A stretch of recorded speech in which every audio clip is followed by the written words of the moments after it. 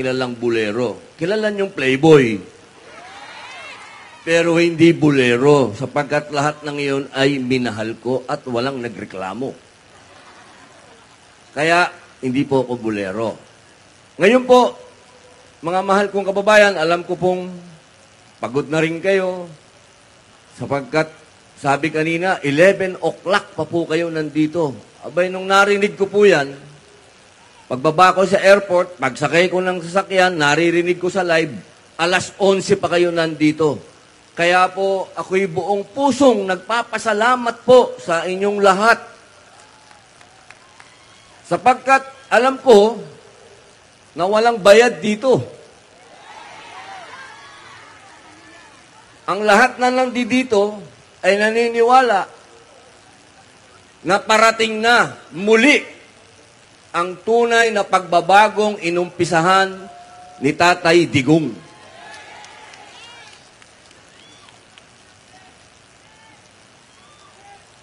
Alam nyo, noong nangyari, kanina pinanonood natin dito. Hindi ko alam kung maiiyak ba ako o magagalit. Parang hindi pa rin ako makapaniwala. Siguro kayo ba nakakapaniwala ba kayo sa nangyari? Parang isang masamang panaginip. Kahit po nung sumunod ako, kasi nung siya po ay hinuli, dinala po siya ng Dubai muna, pinilit ko po yan mahabol. Eh kung meron lang po akong pakpak, eh baka nahabol ko. Kaya lang talagang oras po ang dumating siya ng Hague. Dumating ako, tanghali na. Alam niyo po, ang lamig. Saksakan po ng lamig. At nung pagdating po namin doon, hindi po namin makita kung nasan si Mayor. Wala pong nagsasabi kung nasan si Mayor, sapagkat pagdating doon, inihiwalay siya. Hiniwalay siya kay ES. Siya na lang ang mag-isa. Mag-isang bumaba sa eroplano, mag-isang pumunta sa kung saan sa Sinakay. Hindi na po namin siya nakita. Isang araw po namin hindi alam kung nasan si Mayor. Kinabukasan na lang po namin nalaman na dinala na pala doon sa kulungan. Yung mga nangyari po sa kanya, hindi po yan dapat nangyayari sa kahit na sinong Pilipino. Hindi po tayo nagrereklamo dahil ginawa kay Mayor. Natural, dahil matanda na po siya, napakasakit tingnan. Meron pa tayong maririnig na kakatakin, bibit-bitin, na napakasakit pong marinig nun. Pero mga kababayan, hindi po dapat yan nangyayari sa kahit na sinong Pilipino. Kaya kami pong nandito ngayon, na bumubuo po ng PDP laban, alam ko po ang inyo pong kalooban ay naghihimagsik. At gusto ko ninyo na makauwi kaagad dito. Kung gusto nilang litisin, eh dito nila litisin. Huwag sa ibang bansa. Dahil hindi naman tayo, hindi ko matatanggap na tayo'y alipin pa rin ng mga dayuhan. Huwag naman. Sayang naman yung pelikula kong Bonifacio. Sayang naman yung mga ginastos ko para sa bayan. Alam nyo, noong pa ho, parehas tayo. Nung panahon na tinutulungan ko ang Pangulo, Rodrigo Roa Duterte na manalo, gastos ko po lahat. Pagawa ng t-shirt, pamasahe, hotel. Ako po ay nadistino pa sa abroad noon. Doon ako nangampanya sa mga OFW. Gastos ko po lahat yan. Kaya naiintindihan ko po kayo. Pumunta kayo dito sa sarili ninyong pera at pagod.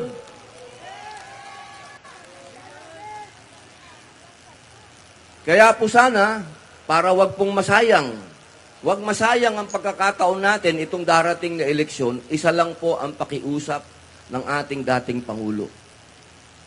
Kung po pwede, wag nating gawing,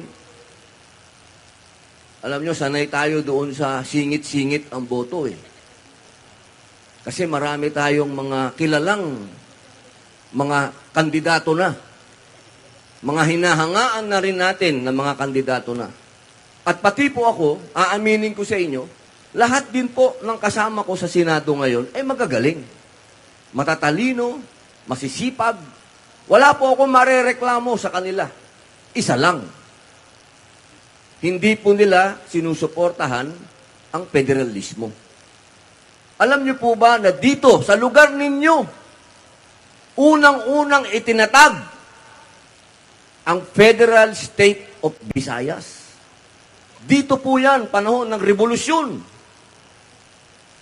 Kaya hindi po bago sa Visayas, lalong-lalo na sa Iloilo, ang federalismo. Napapanahon na po para muli ninyong yakapin ang federalismo at maniwala kayo sa sarili ninyong kakayahan. Hindi natin kailangan ang mga taga-Luzon. Sarili lang ninyo dito sa Visayas. Yan po ang federalismo. Kaya niyong patakbuhin ang gobyerno ninyong sarili. Gusto niyo po ba yun? Matagal na panahon na po, isipin ninyo, 1898, 1899. Halos lagpas 100 taon na ho na pumayag ang mga Bisaya na kayo'y sumama sa Imperial Manila, ibig sabihin sa Luzon, na kayo'y makiisa sa Luzon. Pero ano na ngayon, 2025, nakikita nyo ba na ang boses ninyo ay naririnig? Kung ang boses ng Bisaya naririnig, madadala kaya ang Pangulong Rodrigo Roa Duterte sa Hague? Alam niyo, pagmuni-munihan po ninyo, mga mahal kong kababayan, lalo na dito sa Visayas, sa Iloilo. Tingnan niyo po ang libro ng kasaysayan. Kayo po ang unang-una sa lahat na naniwala sa sarili ninyong kaya niyong tumayo sa sarili ninyong paa. I love you too, ma'am. Kukunti na lang kasi yung oras ko, ma'am, eh. Alam nyo naman dito, stricto sila. Nakakakanta na ako. Kaya, binibigay ko na lang todo. Yung speech, ma'am, ha? Pasensya ka na. Mamaya, picture tayo, ma'am. Pupunta ako dyan sa iyo. Opo! Kita mo nga naman, oh. Talagang naniniwala ako sa asawa ko, eh. Sabi ng asawa ko, alam mo, ikaw, swerte ka. Sabi, oh, bakit? Kasi ang mga fans mo, karamihan, senior citizen. Abay, nandito lahat, oh. Sa oras ng, anong oras na ba? O, alas 10:15. Nako, maraming salamat po. Naniniwala talaga ako maraming, dito, nanood ng Magisino ka man. Sigurado. Alam nyo, hindi ko mabanggit yung kapartner ko doon kasi kandidato yung... Kailangan, ang binabanggit ko dito, puro Duterte lang. Uunahin ko na po. Huwag niyo pong kalilimutan. Subok naman na. Umpisahan po natin doon. Jimmy Bondok. Alam niyo si Jimmy Bondok? Yan ho ay artista, singer. Yan ho ay alaga ni Digong. Yan ho ay ipinuwesto niya sa PAGCOR. Para doon po sa PAGCOR, alam niyo maraming pera yung PAGCOR. Kailangan yung ilalagay mo doon matino. Kaya po inilagay yan ni Digong doon sa PAGCOR sapagkat siya ang nangasiwa ng mga programang sosyal. Ibig pong sabihin yung mga binibigay sa mga mahihirap, panggamot, mga pinatatayong mga para sa senior citizen, na mga building. Yan po ang naging trabaho ni Jimmy Bondok. At yan po ay nag-aral. Naging abogado. Hindi po para sa sarili niya. Nag-abogado po yan para malaman niya ang batas at kung paano kayo ipagtatanggol. Kaya hindi po mamimili kailanman si Pangulong Rodrigo Roa Duterte ng basta-basta. Mahal ni Mayor ang Pilipinas, mahal niya kayo. Kung sino man ang ilalagay niya dyan, maniwala po kayo, magpapakamatay yan para sa inyo. Sumunod, ito, hindi ko na kailangan ipakilala to dahil ito ang pinakamatapang na taong nakilala ko. Marami ho silang binabato sa kanya dahil siya ay isang bato. Marami silang pinupukol sa kanya. Huwag ho kayong maniwala doon. May nagsasabi, nande, si Bato, pro-China yan. Isang malaking katarantaduhan po yun. Hindi ko lang magaya yung mura ni Mayor, pero gusto ko magmura. Wag na lang, kasi hindi ko magagaya si Mayor. Alam ninyo, si Bato, sundalo yan. Wala ho yang ginawa sa buhay niya kundi makipaglaban sa mga terorista. At walang pinakamasarap sa isang matapang na tao at sa isang naka-uniforme, maging sundalo man yan o pulis. Ang makalaban mo, hindi mo kalahi. Ibig kong sabihin, kung tayo man ay magkakaroon ng singalot sa kahit na sinong dayuhan, unang-una po si Bato na mamamatay. Dahil yan po ay tunay na Pilipino at tunay na matapang at mahal kayo. Pro-Pilipino po yan. Palakpakan nyo si Bato. Hindi kayo iiwan yan. Ito naman, kilala nyo nito. Hindi ko na kailangan ito ipakilala dahil number 1 po ngayon ito. Bakit po siya naging number 1? Paano? Tama po kayo, malasakit. Pangalawa, alam nyo kung, pare, ayos ba, tol? Ayos, pare ko. Tinalo mo ako sa tattoo mo, tol, Mas maraming tattoo mo sa akin. Ikaw pala dapat si Joaquin Bordado, tol, Salamat, tol. Salamat po. Ayos, tol. Patapusin mo muna ako. Baka iwan nila ako. Sila nanay. Hindi lang, tol. Tatapusin ko lang to. Balik ako sa'yo. Sandali lang. Ikaw naman. Ang layo ng pinanggalingan ko. Hayaan mo muna ako magsalita. Bongo. Yung pong salita na yan, yung pangalan na yan, siya po ang unang-unang senador na nagbaba ng gobyerno sa tao. Sigurado ako, lahat po kayo dito, kung hindi man lahat, narinig nyo na po kung ano yung Malasakit Center. At napakarami pong natulungan yan. Nakita ko po at naramdaman ko. Hindi po magiging mainam kung walang continuation. Alam niyo po, pinakamahalaga sa lahat, yung continuation, yung magpapatuloy ng programa mo. Di ba yan nga po ngayon ang pinagdidiskusyon ng ating Pangulo at pangalawang Pangulo dahil nawalan ng continuation. Kaya, kung hindi man natin magawa doon sa departamento ng executive, pwede po natin gawin sa legislative. Sa amin po, sa aming hanay, pwede pong magkaroon ng continuation.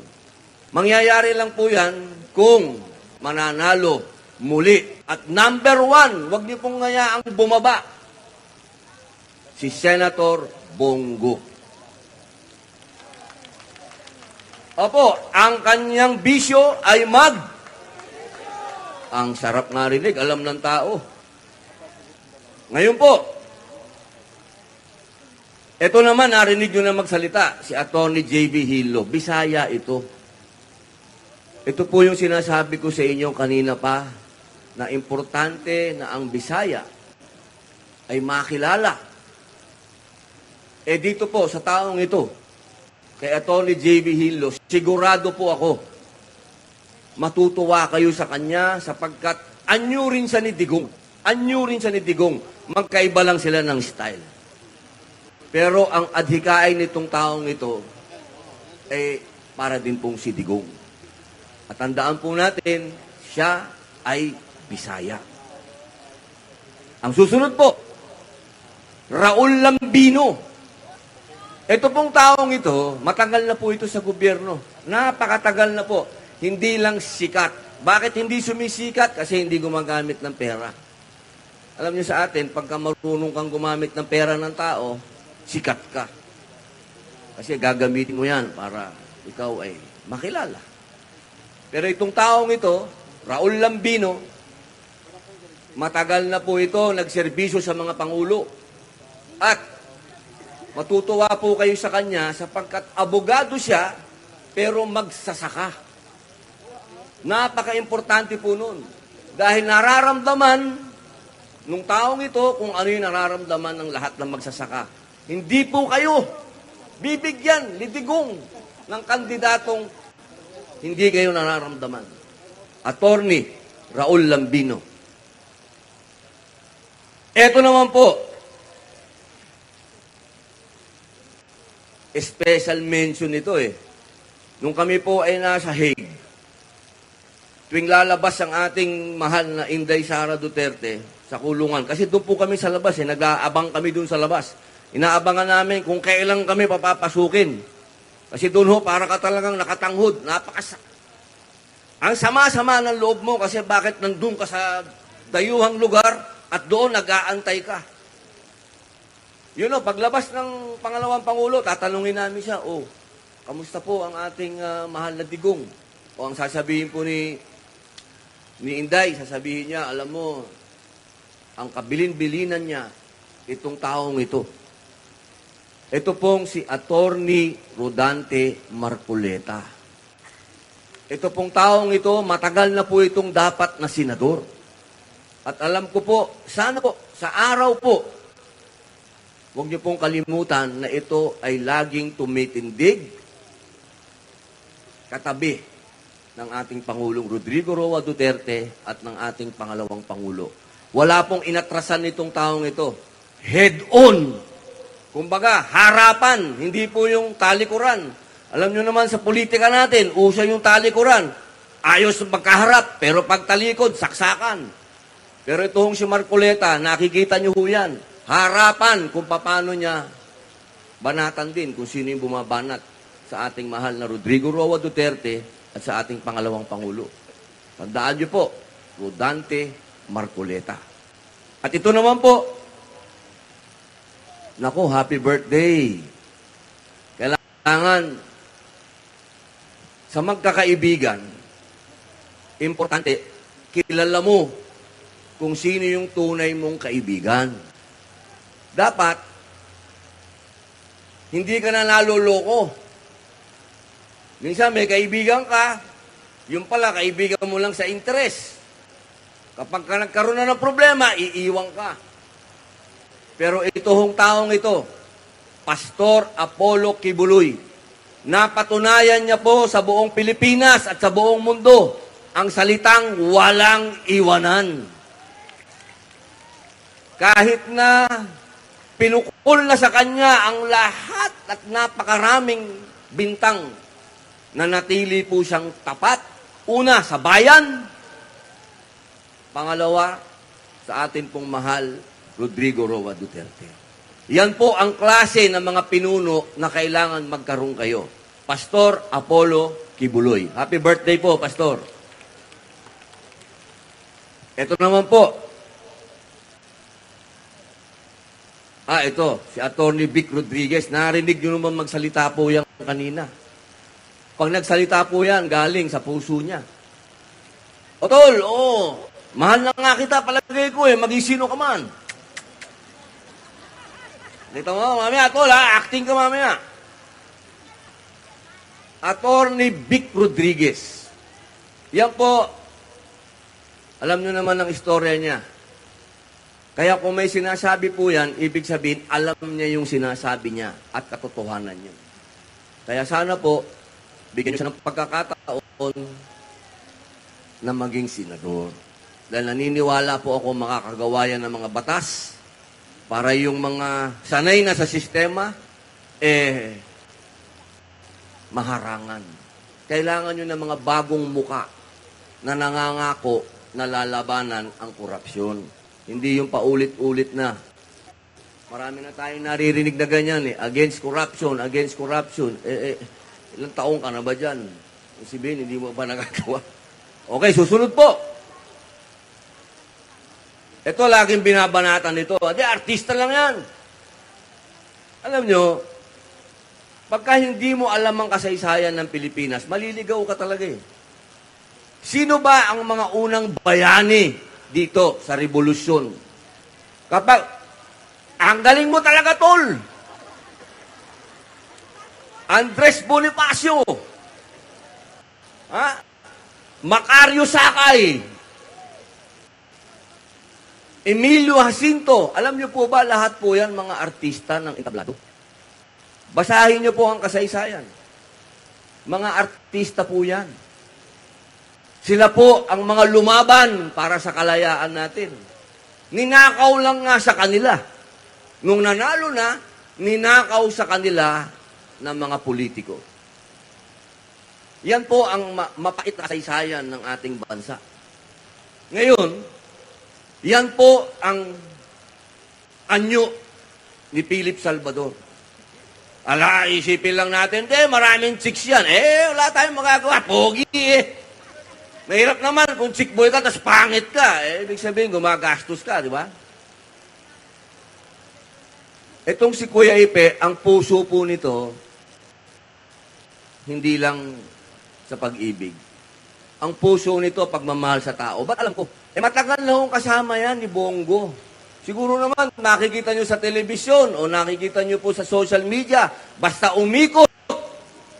Si Bongo, ang kasama niya, si Kuya Ipe, sila po yung nagsisilbi sa tao. Hindi pa po siya politiko nun. Paano po pag nanalo pa yan? Di lalong dodoble pa ang daladala. Ang importante po kasi, puso. Kapag ka puro utak, ano nangyayari? Nauutakan tayo. Yun ang mahirap. Mga kababayan, ano na tayong matagal na nagtiwala sa mauutak. Doon naman kayo sa may pusong malaki. Playboy nga, hindi naman bolero. Ito po, last. Bisaya din to. Itong taong ito, doktor. Dito sa bayan natin, ilan lang ba ang senador na doktor? Wala. Hindi dapat po yun. Kung naglagay po kayo ng isang Muslim na senador, dapat maglagay din po kayo ng isang doktor. Yun, kahit anong partido nitong taong ito, kung hindi man ito PDP, ikakampanya ko pa rin po ito. Sapagkat naniniwala po ako na kailangan ni Senator Bongo ng kapartner. Kailangan niya ng kapartner na doktor. At yaan po, nung panahon ng pandemic, na ang lahat ng doktor ay nagtatago na rin sa takot at baka sila'y mahawa. Ito pong doktor na to nasa field. Tinutulungan yung mga mahihirap. Yaan po, kaya kilala po yan. Tandaan po ninyo, si Doc Mata, ang tawag po sa kanya, Marites. Maniwala po kayo, panahon na para magkaroon ng tunay na pagbabago dito sa ating bayan. Hindi po magkakaroon ng tunay na pagbabago kung paulit-ulit din yung inyong hinahalal. Di ba? Gusto natin magbago. Gusto ko magbago. Pwede ka bang magkaroon ng bagong sapatos na sinusuot mo pa rin luma? Hindi. Kalokohan eh. Kailangan magtiwala po kayo. Huwag na po sa akin dahil alam ko mahirap punuan. Napakahirap punuan ang sapatos na iniwan ni Mayor sa akin at ginawa niya akong presidente ng PDP. Alam ko pong napakabigat ng aking responsibilidad.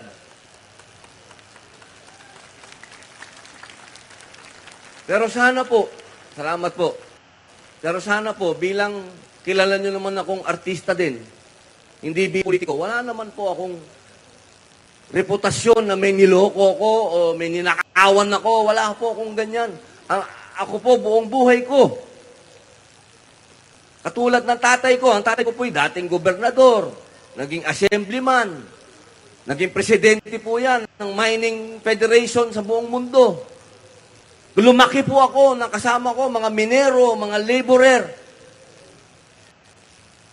Hindi po ako malayo sa ating mga kababayan at hindi po ako mambobola sa inyo. Dahil hindi ko naman po hiningi na ako'y maging senador. Ako po'y, katulad po ng kinuwento ko, ako po'y pinakiusapan ng ating mahal na digong na kumandidato ka para yung daldal mo, doon mo gawin sa stage. Kaya lagot kayo hanggang alauna tayo dito.